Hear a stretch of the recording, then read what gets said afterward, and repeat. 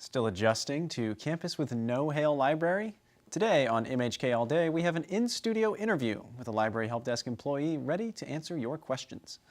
And later, why a professor is retiring after half a century working in the radio business. This and more coming up on MHK All Day.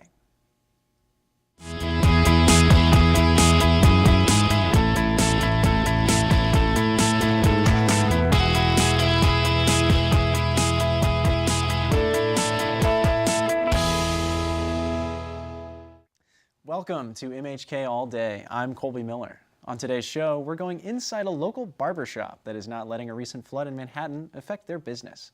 But first, an update on Hale and how students are adjusting to college without a library. MHK All Day reporter Isabel Lobby has more.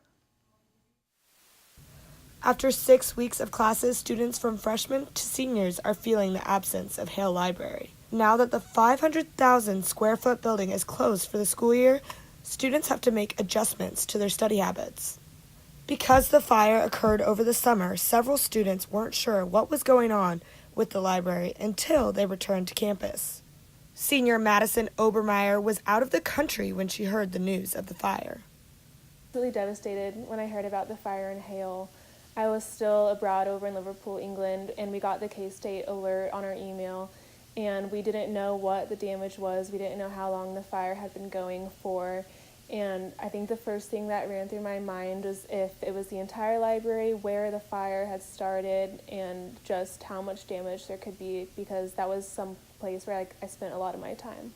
For Obermeyer, Hale was one of her favorite study locations, not only because of all the resources, but because of the beauty and the history of the building. Hale I've always thought was so beautiful, and that was one of the things I remember seeing when I came here on a tour. I made my guide stop and take me up to the great room because I'm a huge Harry Potter fan, and so that was one of the things that I remember. And Hale has just always been a constant, and this year it's not, and that's really sad, and I'm probably gonna have to come back and see it once all the renovations are done. But yeah, it's really sad not having it my senior year. While there are several alternative study locations on campus and off campus, some students realize that there's no building as large or as easily accessible as Hale was. Obermeyer now finds herself being distracted more easily when adjusting to different study environments. It's harder for me to have a sort of study regimen. Even when I was living off campus last year, I knew that I could always just go to Hale if I really wanted to focus and get something done, sit in this sort of divided study areas, or if I wanted to go meet with a group. And now I don't really have that place to go to. I know I could go to the Union or somewhere else, but I just don't really have the drive that would want to get me there. So now I just mostly work from my room, and there's always something going on in our house too, so that can be distracting. While older students know what they've lost, new students don't know any different. Freshman Sophia Tragesser was nervous when she realized she wouldn't be able to access a library during her first year of college. I think I was kind of nervous that I wouldn't have anywhere to study or any good resources or anything, so I was kind of stressed out, and everyone talks about Hale, so I was kind of nervous, or I guess I was upset that I wouldn't get to see it and everything and study there, but I think that I found other ways so far to study or other places. Tragesser is excited to see what kind of resources Hale will provide when it's reopened for her sophomore year. I think that it impacts me just in I don't know what Hale's like yet, so once I do, I think it'll be a lot cooler, and that might help me more. So I might have more resources or more space. I feel once Hale does open, but right now I don't know anything else. So Obermeyer reflected on how much she utilized Hale as a study location during her first year of college. I think as a freshman, Hale is sort of a rite of passage. It's something that's so close to you in the dorms, and obviously I would always go there to do my homework, to study, or to meet with groups for classes, but it'd also be a place that you would run into people that you know, or you would meet people that you didn't know yet. And I think that not having that this year is something that could potentially affect the freshmen, just because they don't sort of have that central hub for themselves on campus. However, both Obermeyer and Tragesser feel that K-State faculty has done a good job at informing students of alternative locations and other ways to access Hale Library resources. To Obermeyer, Hale impacted her collegiate experience in a big way. While she's sad she won't be able to go into the library this year, she is hopeful that students will use Hale even more once the building is reopened. I definitely think that students will be taking huge advantage of the new resources that Hale's going to have once all the renovations are complete. And I think that speaks to the fact that they're trying to make up for everything that was lost and still give back to the students. And I think that that's something that's amazing, and that speaks to the fact that Hale is more than Hale. Like, it's more than just a library. For MHK All Day, I'm Isabel Lobby. With us today, we have Library Help Desk employee Jason Coleman. Jason is here to talk to us a little bit about what resources students still have access to of Hale's. I'm glad to be here. So to begin, what is something that almost you wish every student knew about the current operations of Hale Library? Sure. The main thing is that we're here to help. We have 3 service desks here on campus, and we can still provide research help. We can still give you access to course reserves materials, and we want to make sure that you know about our interlibrary loan service, which is fantastic service. They can get you almost anything in the world that you might need for your research or studies, or even just for fun. Mm-hmm. So lots of students like to take advantage of the help desk from last year whenever Hale was open. Where is this located now that Hale is closed? Right. We have a library help desk in the Union. We're very grateful to them. They've been extremely generous with space for us. And it's right next to Radina's at the welcome desk near the Center for Student Involvement. Mm-hmm. We also have 2 branch libraries that have been running and have help desks, and they're happy to help as well. That's awesome. Could you expand a little bit more on this intra-library loan system that you guys have operating? Sure. So anything that you want, regardless of whether or not we have it, you can put in a request, and we will either tell you that we have it and where to go to get it, or we will reach out to other libraries throughout the country, and in many cases they'll send it to us as a physical book through UPS or FedEx. That's fantastic.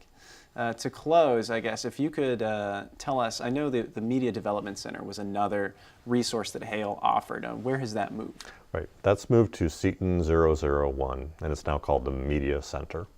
Okay, thank you very much, Jason Coleman. My pleasure. After the break, we'll take a look at how a local barbershop is recovering after the flood. More coming up on MHK All Day. Knowledge is more than a piece of paper.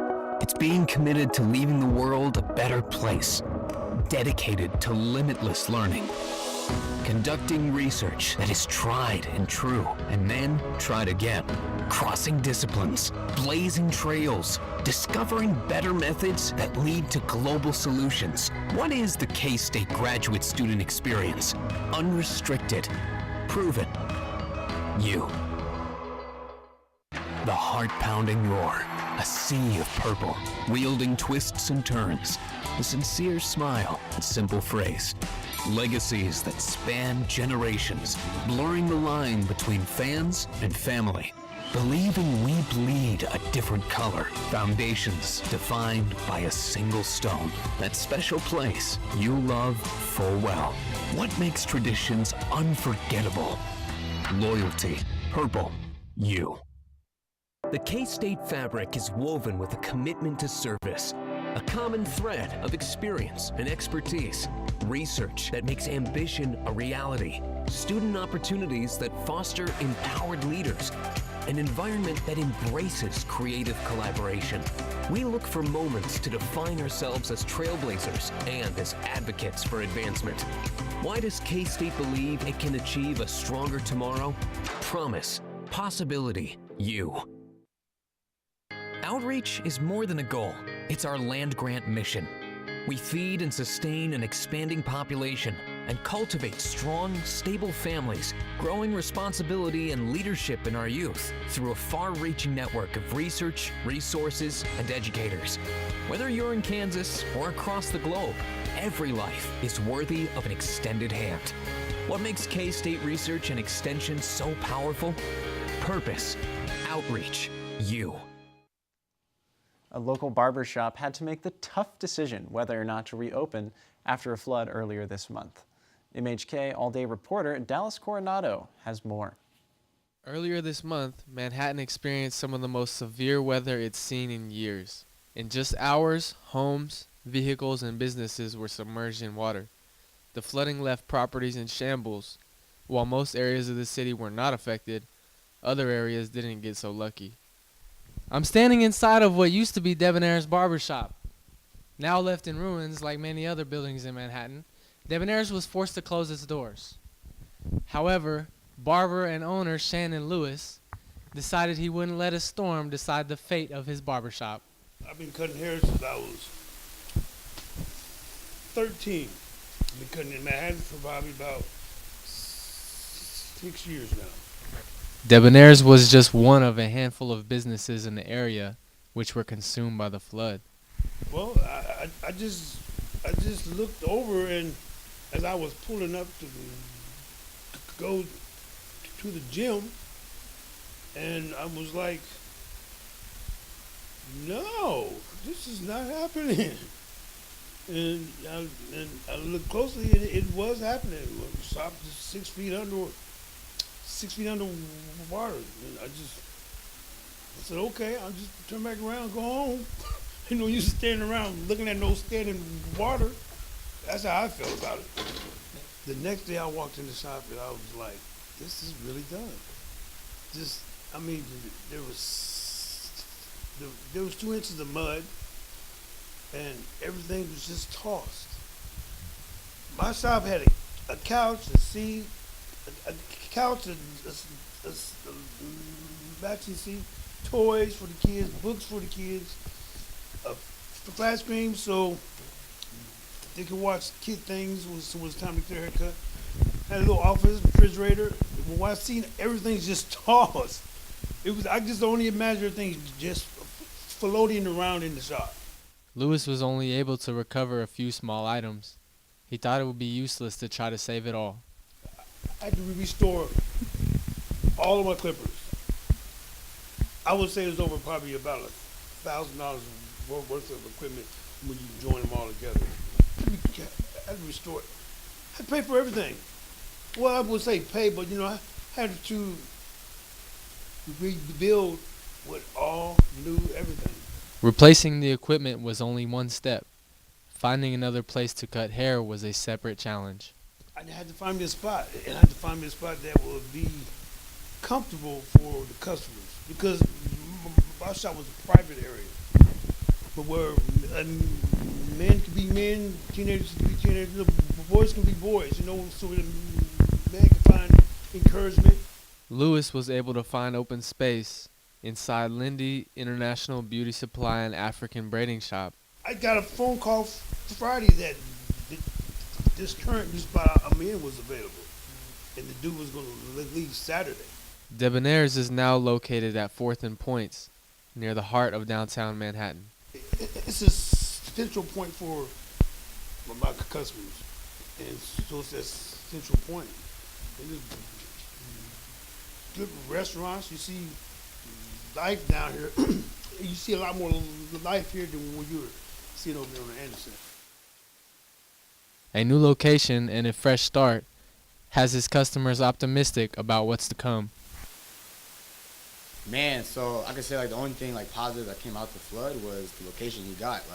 He's in the middle of downtown, across from the chef, and his window is bigger than his old shop. So he gets to see more than he needs to. So this is a great location for newcomers, and not even for that, but for people that been here that didn't know he even was in Manhattan. So hopefully it works out. It worked out. And so not all storms come to disrupt your life. It just come to clear your path. And that's what it really did for me. It gave me a beeline downtown Debonair's now. I like that. Yeah, that sounds good. From Debonair's Barbershop, I'm Dallas Coronado. We'll be right back after the break. Outreach is more than a goal. It's our land grant mission. We feed and sustain an expanding population and cultivate strong, stable families, growing responsibility and leadership in our youth through a far-reaching network of research, resources, and educators. Whether you're in Kansas or across the globe, every life is worthy of an extended hand. What makes K-State Research and Extension so powerful? Purpose, outreach, you. We are groundbreaking educators, laser-focused on inspiring students and sparking solutions. We are dedicated professionals, keeping campus safe, accessible, and inviting. We have big responsibilities, entrusted with serving our community and world. We are Kansas State University faculty and staff, and we have many titles, but one vision: always put family first. What turns profession into passion? Selflessness, integrity, you. Open doors, warm hellos, classes spark ideas, traditions create memories, labs lead to partners, late nights, crazy nights. Hail, hail, hail? Studying hard, hardly studying. One last Manhattan sunset, caps and gowns, pomp and circumstance. We're on this journey together, remembering that every open door can lead to a warm hello. What is the K-State experience? Family, pride, you. The limestone embedded in our history is the foundation of who we have become and what we can become tomorrow. We find inspiration in the past, new possibilities in our present, and anticipation for tomorrow's journey. Yesterday's triumphs are today's proud traditions, a transformation where a hall becomes a home, students become family, and research becomes reality. How do we build upon K-State's strong foundation? Innovation, collaboration, you. Welcome back to MHK All Day. A K-State professor plans to hang up his mic after over half a century working in radio. Dylan Lears tells us more. Professor Vern Walker came to K-State in 2011 after a lengthy career in the radio industry. As I told him in the initial interview, how many years ago, was that everything that I had done had just prepared me for this particular position at K-State. And I do have a varied background, both in front of the microphone and behind the microphone, because I have a technical background as well. When I arrived here, KSDB was, well, dare I say, kind of stuck. They really had started to make a transition to more digital, but there were certain aspects that weren't in place to make that all happen. And that was something I recognized early on, that we needed significant upgrades, and those have been accomplished. In the time I've been here, upgraded the transmitter site. A 30-year-old transmitter was retired from service that still used tubes in it. Yeah, Vern brought KSDB from a time when we had things that really weren't technically correct, and he was able to make the station what it is today as far as the technical operations. Really brought the level up and the professionalism from an engineering standpoint. I mean, I grew up around the radio station because my father was involved in radio broadcasting. So when did I start? Actually, I thought about this as I approached retirement. And it was actually in 1967 that I actually had my first paycheck. So that's when I actually started high school, and then managed to work in some college courses after high school and continued the career advancement from KHUB to KRVN to KFAB and KGOR in Omaha. Radio itself has evolved a great deal with the introduction of digitalization and software. Oh, it's a world of difference from the days of splicing magnetic tape. And when I say that to people who have no experience or no idea what that means, they don't have a clue. The one thing I would want to point out, though, is what has not changed in terms of the business is that the strength of radio is still local. What is going on in your local community? The news, the weather, the sports, which you can't get anywhere else. I've been fortunate to be able to bridge that era with current state of the art, or at least try to keep up with it. If I had not been in broadcasting, I can't imagine that I would have ever interviewed two United States presidents. in that I interviewed Ronald Reagan briefly while he was on the campaign trail and during a campaign stop in Nebraska. And then when President Gerald Ford was in office, he came to Omaha to recognize the dedication of the Ford Birth Memorial Site. So that's two examples. And then there were many, many other things too that I would consider just great highlights, but those two in particular. Well, working with students has really been a highlight. It's an opportunity to pass along knowledge that I've been fortunate enough to gain, to work with the next generation or two or three maybe of broadcasters. Allows me to give something back, which is really important. Vern has been a fantastic advisor ever since I first started all the way up to being on staff. He's been great and has an enormous amount of radio experience, but also understands the importance of student-run radio. I really don't think I would be the same person that I am today without him. So it's been a great time to get to know him and hopefully be able to have this lifelong friendship, because it's really more than just, you know, a mentor or someone like that. It's, you know, he's really made my K-State experience the best that it could be. If you take that start time that I mentioned about high school, from that first paycheck to where I'm at now, that's almost 52 years ago. So I think I've done what I need to do in this field of broadcasting, and I want to do some other things. But one thing that is going to be an adjustment is that, and I want to preface this by saying this is not a complaint. I mean, I chose this field, I chose this area of broadcasting, which I really have enjoyed, and appreciative of all that it's given me. But it does have its requirements, and one of those is basically being on call. And I think I've been on call all my life. And of course, when you're in the business that has to run 24 hours a day, 7 days a week, 365 days a year, that's just part of the requirements, and I recognize that. And then, of course, as I moved on more towards the engineering and production side, that still meant being on call. Something happened, you'd have to drop whatever you're doing and go report. And even up to today here, if there's a problem with KSDB,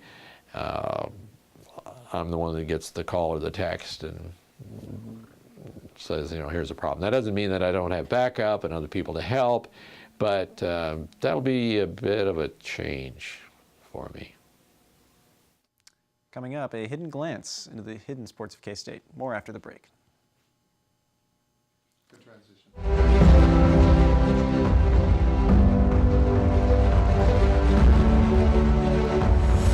I know a spot that I love full well. 'Tis not in forest, nor yet in dell. Ever it holds me with magic spell.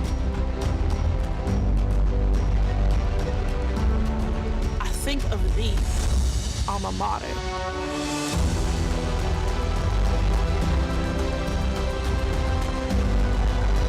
Carry thy banner high.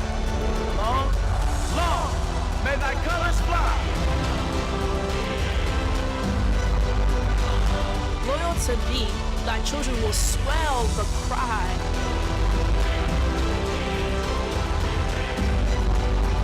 Hail, hail, alma mater. Knowledge is more than a piece of paper. It's being committed to leaving the world a better place, dedicated to limitless learning, conducting research that is tried and true, and then tried again, crossing disciplines, blazing trails, discovering better methods that lead to global solutions. What is the K-State graduate student experience? Unrestricted, proven. You. Hi, I'm Tunde from Lagos, Nigeria. And I'm Ronnie from Spring Hill, Kansas. During festivals, I wear my kaftan. On K-State game days, I wear purple and a foam finger. I've never been to an American football game. I've never been out of this country. You want to go tailgating this weekend? Sure. Become an international buddy today and develop new friendships and experience different cultures. Would you happen to have a purple kaftan? Only for game days.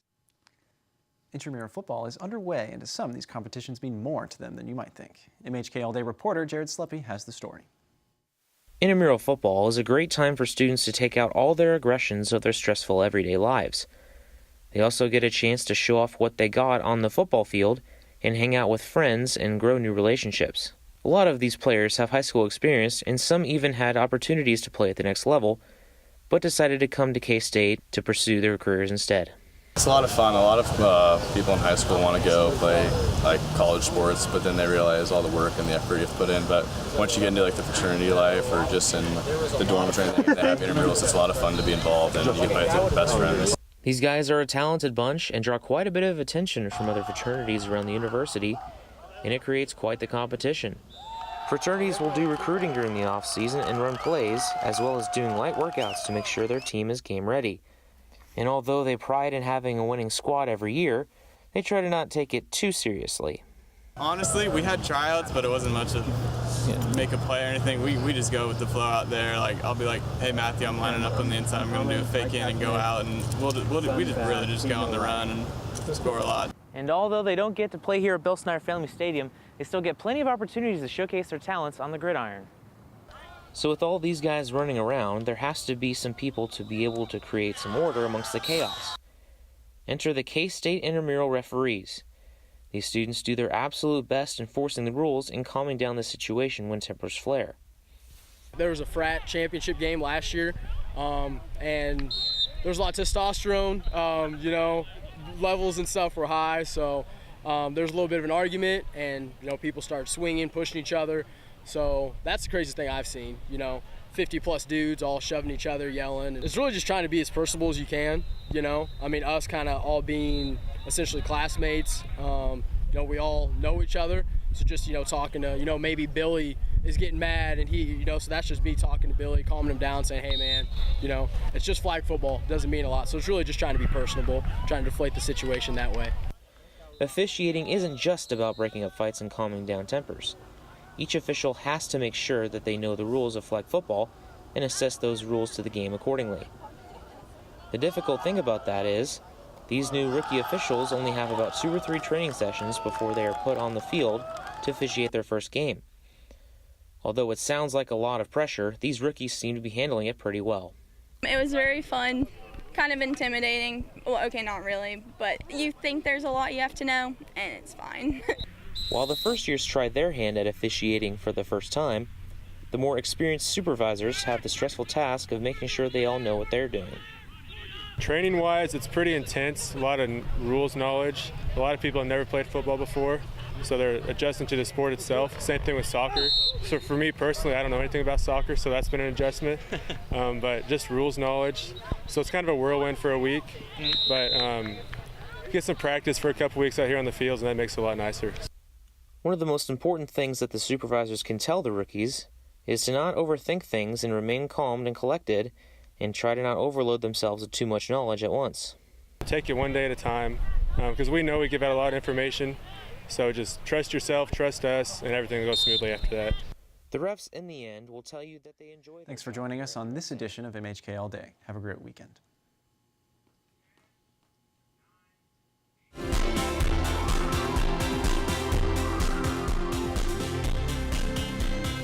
This is MHK All Day.